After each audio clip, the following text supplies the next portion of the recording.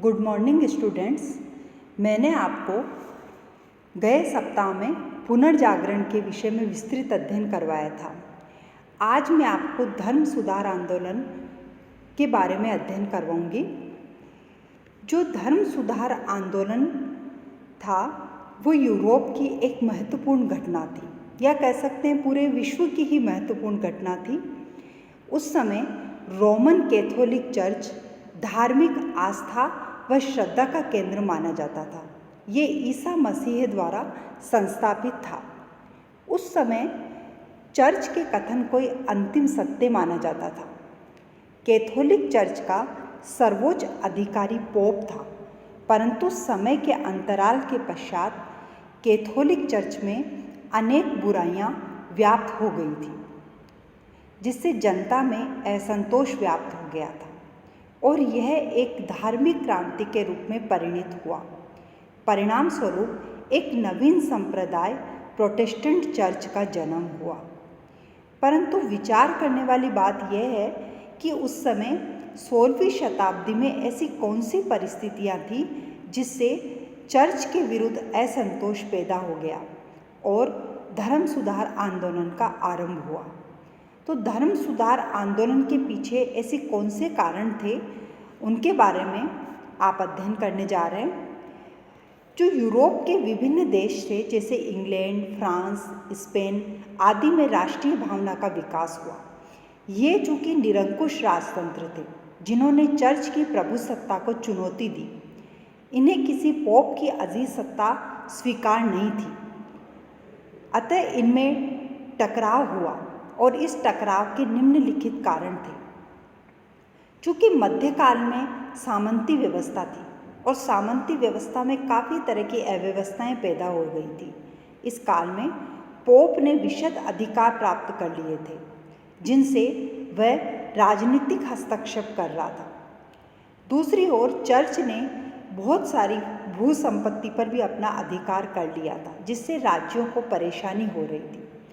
चूँकि चर्च के न्यायालय और राज्य के न्यायालयों में भी मतभेद रहते थे, क्योंकि जो पोप था उसको कहीं भी मुकदमा के लिए अदालतों में आना नहीं पड़ता था।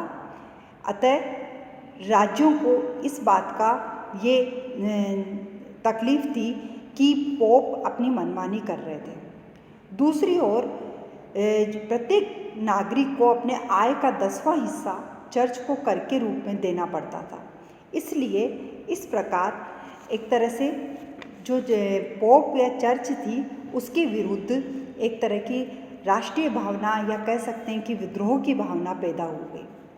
चूँकि पुनर्जागरण का काल था, पुनर्जागरण ने हर क्षेत्र को प्रभावित किया था। सामाजिक क्षेत्र, कला का क्षेत्र, आर्थिक क्षेत्र, राजनीतिक क्षेत्र, और सबसे ज़्यादा था कि एक व्यक्ति में जो आत्मविश्वास की भावना पैदा करी थी, उससे एक मानववादी चेतना का प्रादुर्भाव हुआ था। इस मानववादी चेतना के कारण व्यक्ति का जो सोचने का दायरा था वह स्वतंत्र हो चुका था। इसलिए अब इस प्रकार की जो पोप की प्रभु सत्ता थी वो आम आदमी को भी पसंद नहीं आ रही थी। एक तरफ पुनर्जागरण था। पुनर्जागरण के कारण व्यापार वाणिज्य का विकास हुआ, जिससे बड़े बड़े नगर और संपन्न व्यापारिक वर्ग का भी उद्भव हुआ। ये जो वर्ग था वह व्यक्तिवाद व स्वतंत्रतावाद का पोषक बन गया था। उन्हें भी चर्च का आधिपत्य बिल्कुल पसंद नहीं था। अतः धीरे धीरे चर्च के विरुद्ध एक तरह का असंतोष व्याप्त हो गया। एक तरफ पुनर्जागरण काल था, दूसरी तरफ पोप तथा चर्च में भी इतनी बुराइयां व्याप्त हो गई कि जो पोप व चर्च एक तरह से धार्मिक चिंतन और पवित्रता के केंद्र माने जाते थे, अब वह पादरियों की विलासिता के केंद्र बन गए और भ्रष्टाचार के अड्डे बन गए। पोप व पादरी के विरुद्ध अदालत में मुकदमा भी नहीं चलाया जा सकता था, जैसा कि मैंने आपको पहले बताया था। और पोप के द्वारा अपराधों के लिए क्षमा पत्र जो दिए जाने की पद्धति आरंभ हो गई, जिसमें पोप ने यह घोषणा करी कि अगर व्यक्ति को अपने पापों से छुटकारा पाना है तो वह क्षमा पत्र खरीद ले। अतः लोग धन देकर उन क्षमा पत्रों को खरीदने लगे, जिससे धन की कमी एक आम जनता के पास में होने लगी और उन्हें कई संकटों का सामना करना पड़ा। एक जो वैश्विक परिदृश्य था उसमें भी कुछ परिवर्तन हो रहा था, क्योंकि पोप की राजधानी प्राचीन जो राजधानी थी वो रोम थी। 1309 में ये राजधानी बदल गई और पोप ने फ्रांस की सीमा पर स्थित एयुग्नेन को राजधानी बना लिया। इससे पोप फ्रांस के शासक के निकट के संपर्क में आ गया, परंतु इससे यूरोप के अन्य ईसाई राज्य जो फ्रांस के शत्रु थे वह पोप से नाराज हो गए। उनमें जो इंग्लैंड के शासक एडवर्ड तृतीय था, उन्होंने इंग्लैंड में पोप तथा चर्च के अधिकारों को भी कम करने का प्रयास किया। अतः हम कह सकते हैं कि एक विश्व स्तर पर भी पोप के प्रति घृणा व्याप्त हो रही थी। उसी समय कुछ धर्म सुधारक ऐसे पैदा हुए जिन्होंने इस धर्म सुधार आंदोलन को एक नया मोड़ दिया, जिनमें वाइक्लिफ और मार्टिन लूथर का नाम बहुत प्रसिद्ध है।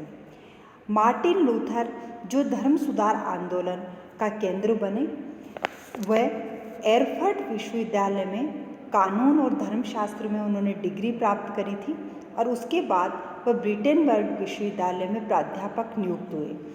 परंतु उन्हें उस समय की जो सामाजिक आर्थिक व्यवस्था थी उससे वह असंतुष्ट थे। इन्होंने 1519 में पोप लियो 10वें के क्षमा पत्रों का खुलकर विरोध किया। ये विरोध यहाँ तक था कि मार्टिन लूथर ने जो सिद्धांत बनाए हुए थे उनकी एक सूची गिरजाघर पर के मुख्य द्वार पर टांग दी। लूथर के इन तर्कों से जर्मन वासियों को अत्यधिक प्रभावित हुए, उनमें एक जागरूकता हुई और जर्मनी में पोप का विरोध दिन प्रतिदिन बढ़ता गया। जनसाधारण को भी इसलिए जनसाधारण का भी लूथर को पूर्ण समर्थन प्राप्त हो गया। किंतु कैथोलिक धर्म के अनुयायियों ने मार्टिन लूथर को अपना शत्रु मानना आरंभ कर दिया। चूँकि पोप ने मार्टिन लूथर के प्रति कई प्रकार की नाराजगियां जाहिर करी और उसके प्रति कई तरह के सम्मन भेजे, उसको कोर्ट में हाजिर होने के लिए भी कहा, लेकिन लूथर ने इसकी बिल्कुल परवाह नहीं करी, क्योंकि उसको जनसाधारण का समर्थन प्राप्त हो गया था। यहाँ तक कि मार्टिन लूथर को बंदी बनाने का भी प्रयास किया गया और उसे धर्म से बहिष्कृत कर दिया, लेकिन इस पर भी मार्टिन लूथर बिल्कुल भी डगमगाए नहीं और उन्होंने पोप के क्षमा पत्रों का खुलकर विरोध किया। इसके सुधारवादी आंदोलन का प्रभाव संपूर्ण यूरोप में हुआ। चूँकि इस लूथर के विरुद्ध सैनिक कार्रवाई की गई, उसे अपनी सुरक्षा हेतु इधर उधर भागना पड़ा और अंत में 1546 में उसकी मृत्यु हो गई। और इस प्रकार उसकी मृत्यु के बाद ये धर्म सुधार आंदोलन कमज़ोर नहीं पड़ा और उसका नेतृत्व फ्रांस के जॉन कैल्विन ने किया। धन्यवाद।